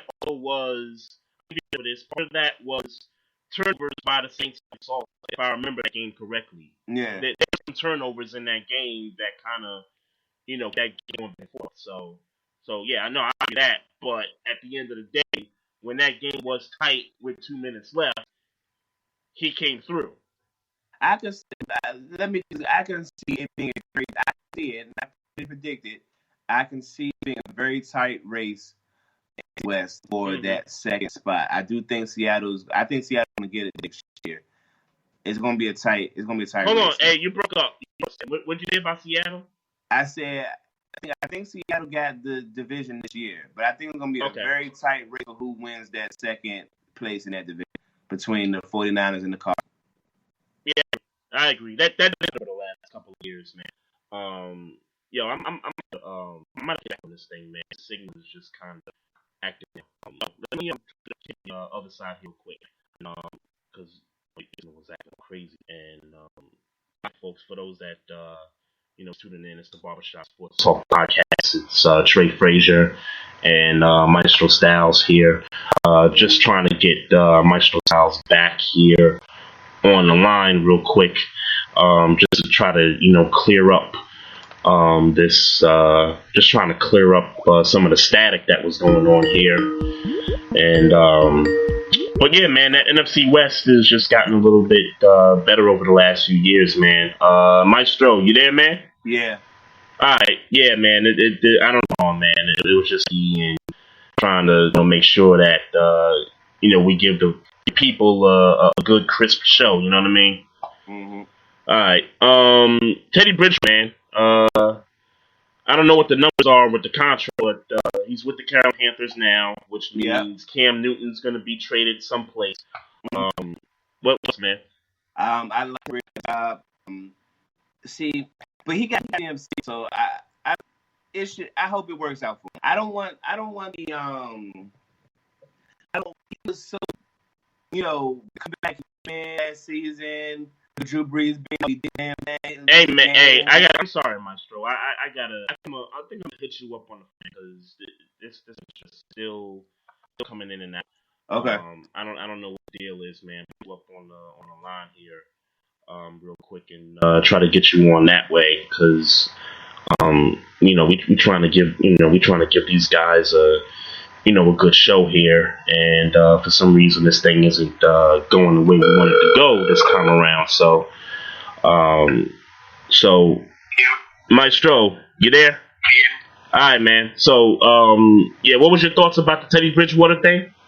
I just hope that they put enough weapons around him this year, because I don't want the narrative to be, that now that he got a starting job, that he wasn't able to be efficient the way he was in them 2 games against when he was in New Orleans. Right. I think he's got a top 10 back in CMC. Yep. That receiving core looks a little iffy. That Greg Olsen is probably, if he's not already retired, he's probably going to retire. He retired already.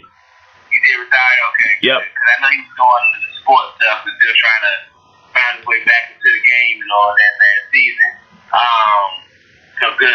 But then there's the boy that tight end, which I could imagine Teddy Bridgewater would like to utilize. They need to get him a receiver. I like Curtis Samuel. I like who's the young boy from Maryland? DJ Moore. Yeah, I like him. Yep. But they need another piece. They need somebody that's going to dominate it at the receiving end. Mm-hmm. I don't want that to be the reason why people are looking at Teddy Bridgewater different. Yeah, and unfortunately, there's no Michael Thomas's, on standby. You know what I'm saying? And then I don't know about this coach is this dude gonna know how to run an efficient pro style offense? And what is Yeah. so many questions that Teddy Bridgewater is just walking into. Right. And right. It could make him look a little iffy, with the with it obviously being a team game and a philosophy game. This could turn out bad for him because they don't have the requisite weapons or a coach that knows the hell he's doing. And I'm not saying he don't know what he's doing.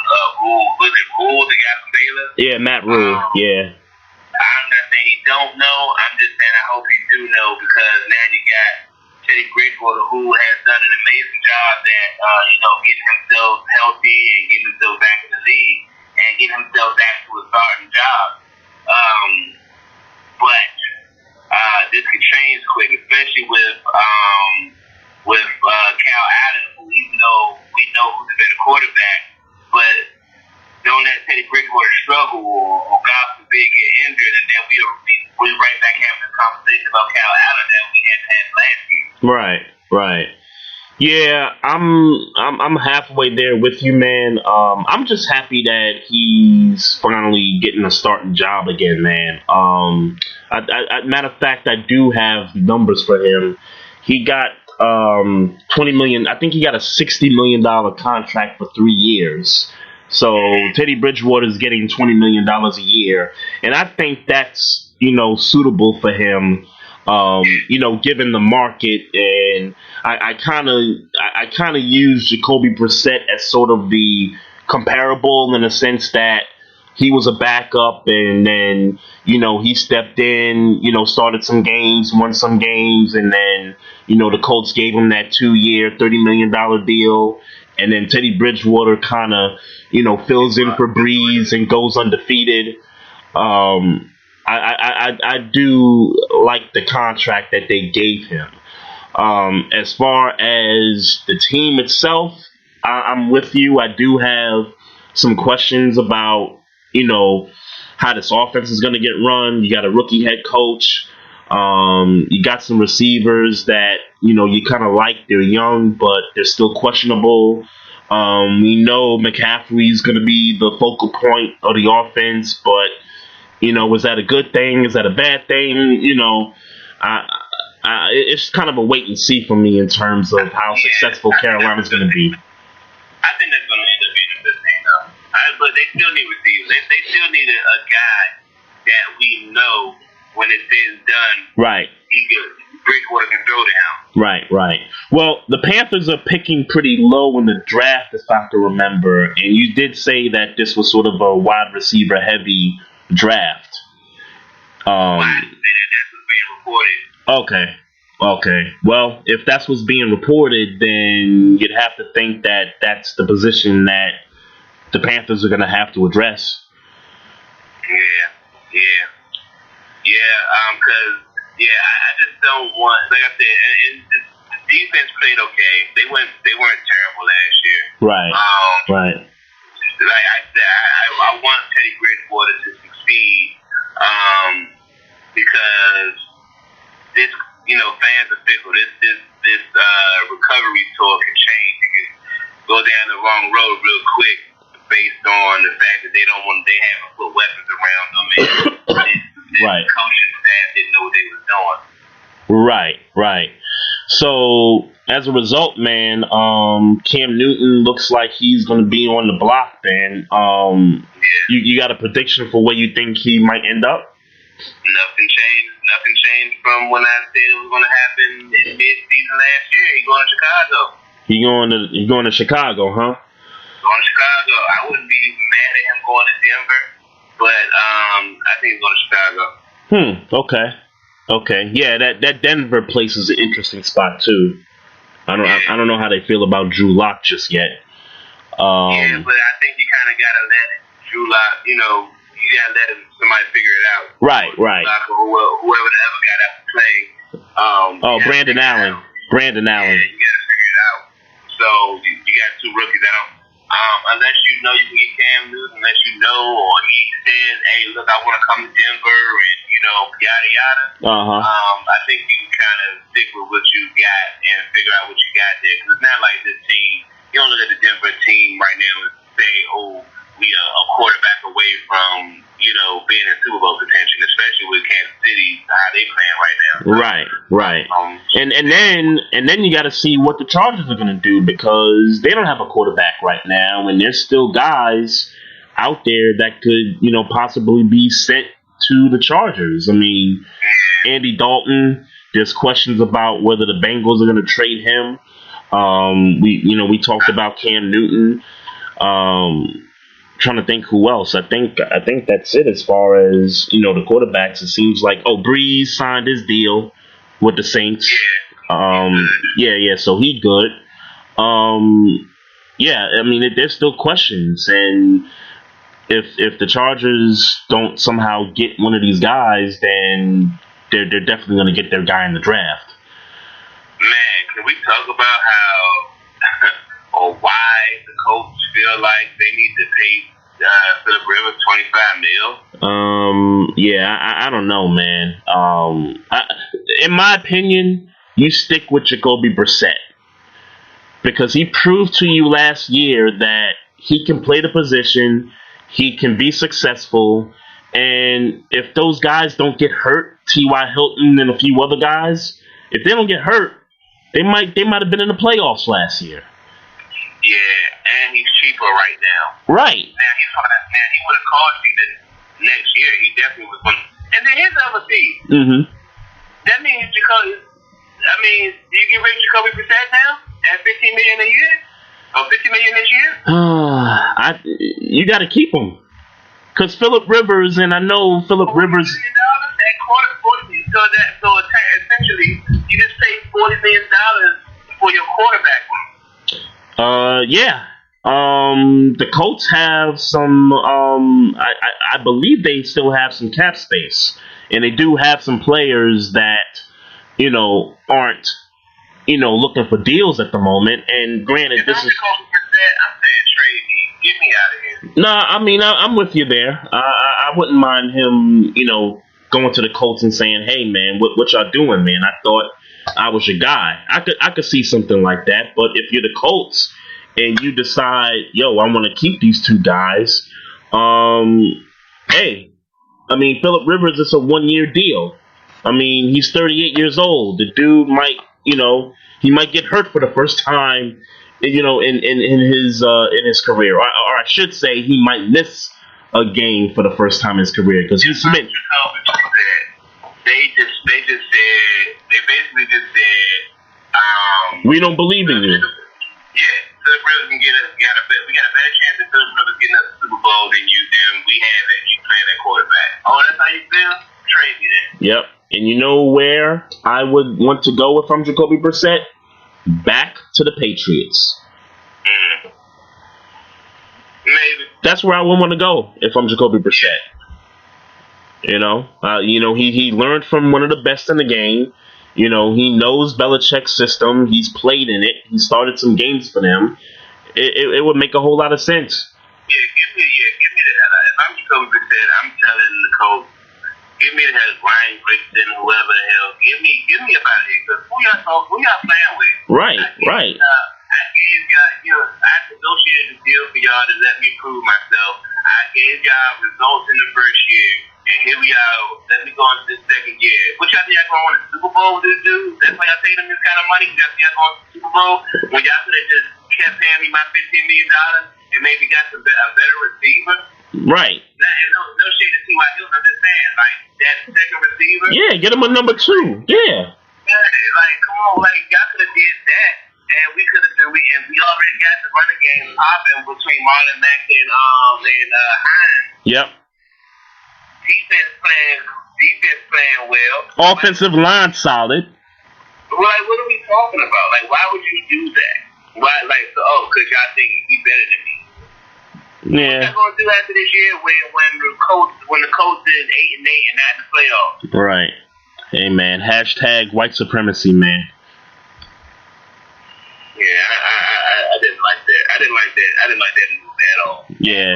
I mean, it was rumored for a while though. It's crazy, and I'm like, nah, they really couldn't do that. Could they really do this? And then they end up doing it. Yeah, that's I didn't like that. If I'm Jacoby Brissett, I'm saying get me out of town. Get me out of town. Yeah, man, it's crazy, man. But we got a few minutes left in the show, and what's up? What up? So do you remember the Gonzalez twins of UNLV? I believe I do. Yeah. The women's basketball. I believe so. Yeah. Okay, so years ago, did you ever heard of Hamilton? No. Okay, so years ago, maybe 2017, 2018. They're from I don't remember where they're from, but they were one of the best. Both of them were like one of the better basketball players in their state. They ended up going to Kansas. They worked out on their first year. They go to UNLV, and they ball and they're doing their thing.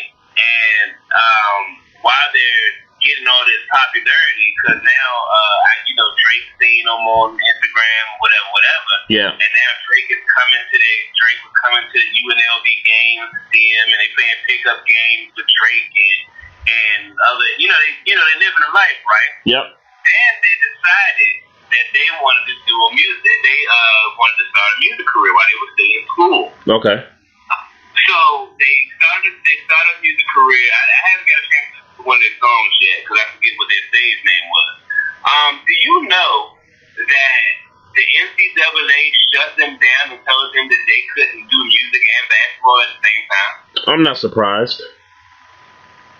No, I'm not surprised. I saw it on YouTube the other day, and I was like, oh God, this is so disgusting. Like, yeah, I can't even be a rapper outside of basketball. And I guess because Drake was messing with him, rocking with him. Yeah, that's part of it. That's part of it. Yeah, I just thought that was it. I'm just, man. Look, man, you could be more disgusted with the NCAA, but I saw that like yesterday, and I was like, oh, this is crazy. The ever hypocritical NCAA will do anything and everything to block students from making money on the side. That's crazy. So it doesn't surprise me one bit. Yeah, go ahead. I got one more question, man. What do you think? How do you think Rudy Gobert will be remembered when it's all said and done? Now, when you say all said and done, are you talking about this whole coronavirus thing, or are you talking about his career? Both, because they at this point they coincide. Yeah, kind of synonymous with each other right now, huh? Yeah, at this point, man. At this point, if you were living in this time, I could see a narrative 25, 30 years from now as Rudy Gobert being considered the person who killed sports in 2020. And of course, that's not true. Yeah. Okay. Yeah. Okay. Let's be very clear. Of course, that's not true. Okay. Let me preface it this way. He was the face of sports being killed in 2020. I think that's better preference. He was the face of how sports just came to a stop. What's up? Okay. I mean, I don't give a damn, but but I hear you. Yeah, I mean, you're gonna be writing these types of stories in your future. You might be writing these stories in your future, and the way sexy headlines say Rudy Gobert is the person who killed sports in 2020, then the person who the face of, whatever you just said. I was thinking about it the other day because I was watching, Zion donated $100,000 to the people who work at Smoothie King. Yep. Yeah. Karl Anthony Towns donated some money. Yep. But the highest donator that I saw was Rudy Gobert, who donated $500,000 to I'm not necessarily, but to the cause of people having a salary while plus the sports is that going on. And I sat there and thought to myself, yep, man, why did he? I mean, he could have donated $100,000 like everybody else, and that would have been a very gracious offer. Yep. But why $500,000, $500,000 is a lot of money to be donated, man. That's a lot of money to be donated, and I'm sure it's that type of a donation because of how he's being perceived in the media, and rightfully so. Let's be clear. Yep. Rightfully so, how he's being perceived in the media as not taking coronavirus serious, and obviously that was just a mistake. It was just a mistake. Yeah, it's funny though. Well, to answer your question, number one, I believe he donated. Well, two reasons. I believe he donated $500,000 because number one, he can, and number two, I do think it has something to do with him trying to reshape the image of him, rubbing his hands all over, microphones at the press conference. You know what I'm saying? That was a bad look. And, just to kind of, and I guess we could get into it. When that first happened, I got to be honest with you, when they told him that he tested positive for it, my first thought was, man, somebody else on that team has it. And, when they said it was Donovan Mitchell, I'm like, wow. So the two best players on the Utah Jazz has been diagnosed positive for this coronavirus. And then I'm thinking to myself again, I'm like, wait a minute. I'm not trying to be funny or, play games or anything like that. But I just find it hard to believe that the two best players on the team tested positive and nobody else on that team doesn't. That's not true. It was two other players. They just didn't name them. It was four players that were tested positive. Right, but I'm talking about at the time that everybody took the test. Because remember, Donovan Mitchell's name was announced first. And it had been like that for maybe a number of days up until they said, oh, this guy has it, that guy has it. I'm saying... That's not how I recall the timeline in my head. I recall seeing that four players from Utah Jazz were tested positive for corona, and then it coming out that Donovan Mitchell was one of the four.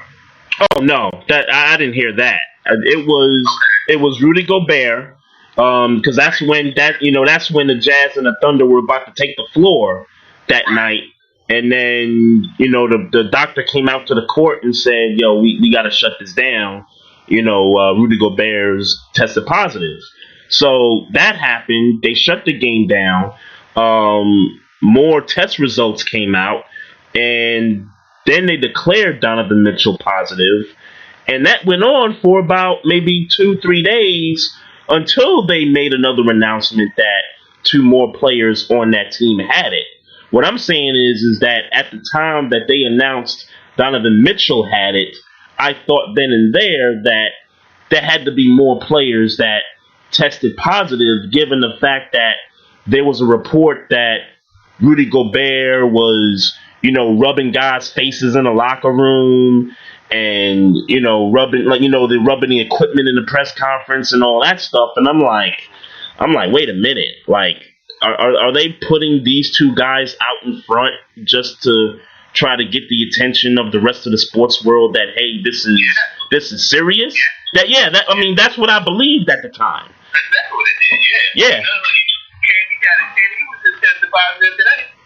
Who? KD. Kevin Durant? Yeah, Kevin Durant. Okay. Now, I did hear that 4 Nets players tested positive, but they didn't release names. Yeah, no, the name came out today, Kevin Durant. Who's the other 3? I didn't see the other 3. I saw Kevin Durant. Wow. Okay. Yeah. Okay, yeah, I'm going to have to read up on that. Okay. Wow.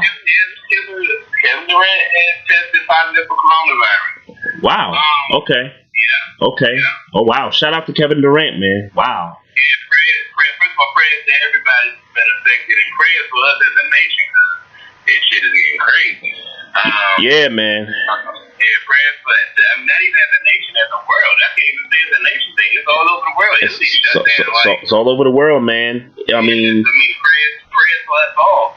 Lastly, I don't know if you had anything else, but lastly, rest in peace to Roger Mayweather, who just recently passed. Yeah, that broke earlier today. Yeah.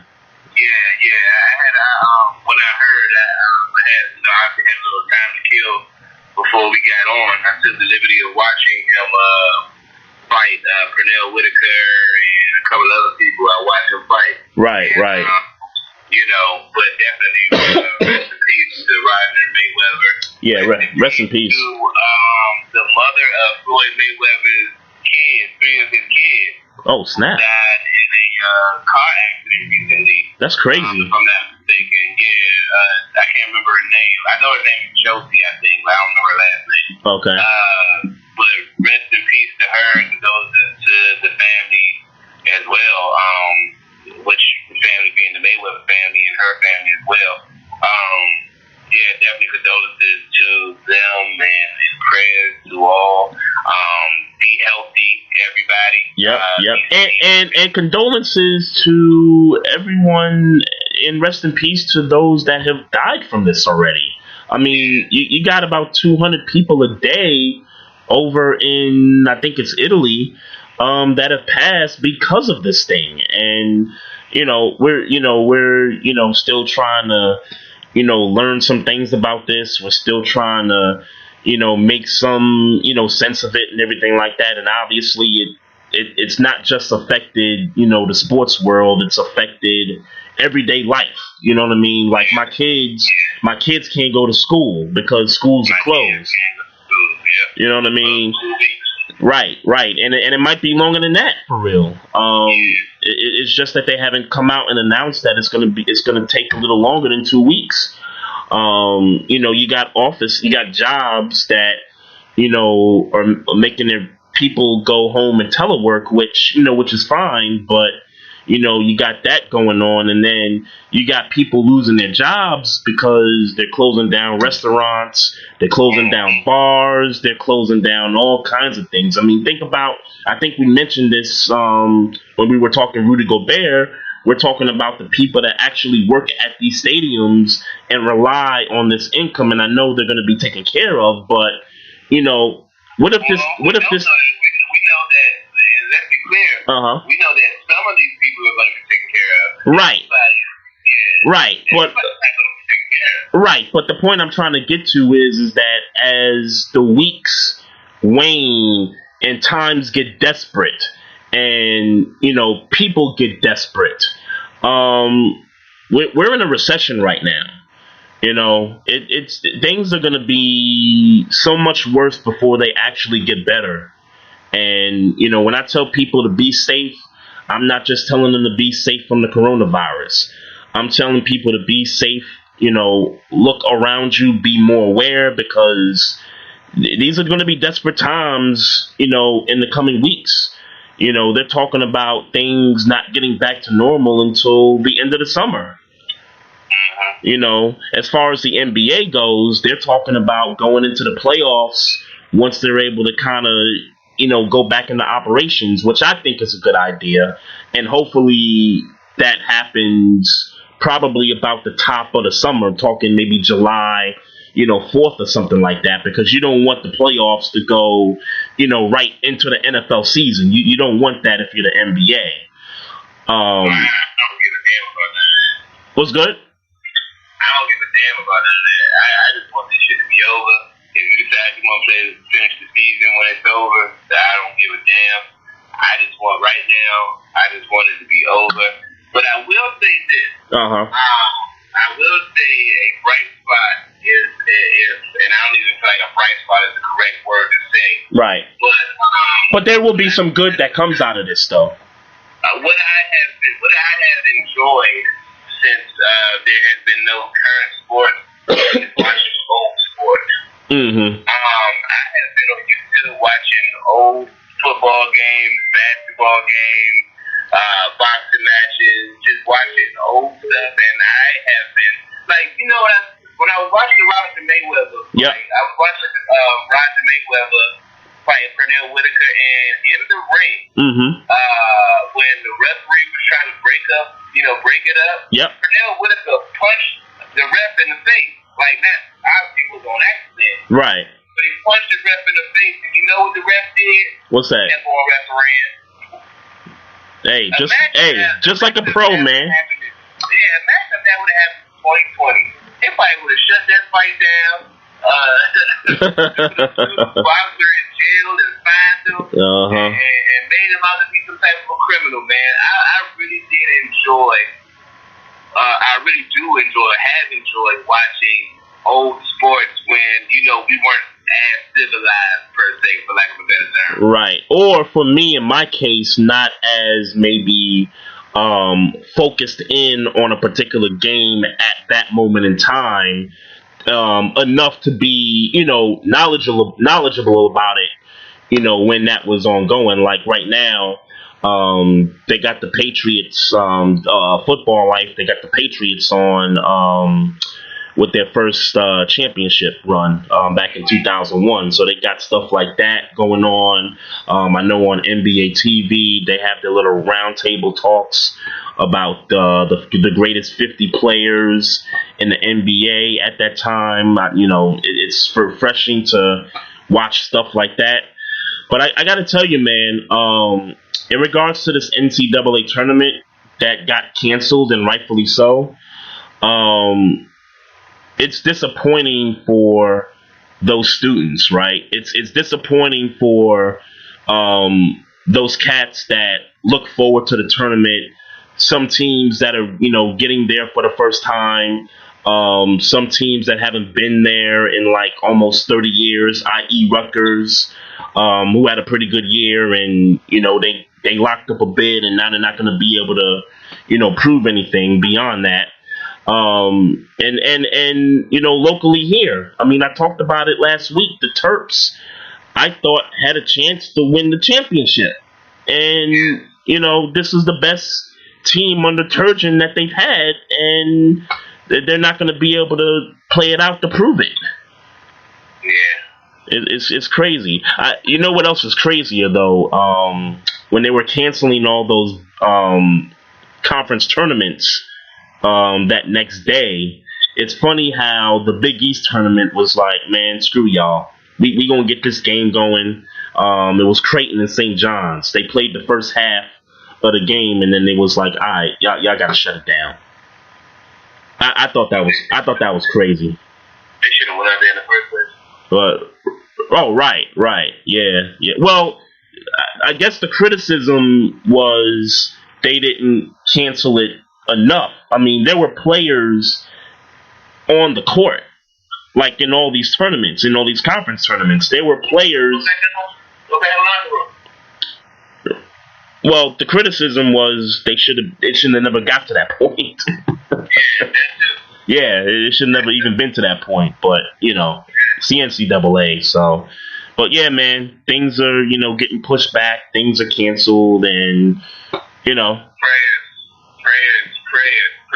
Yep. The whole world.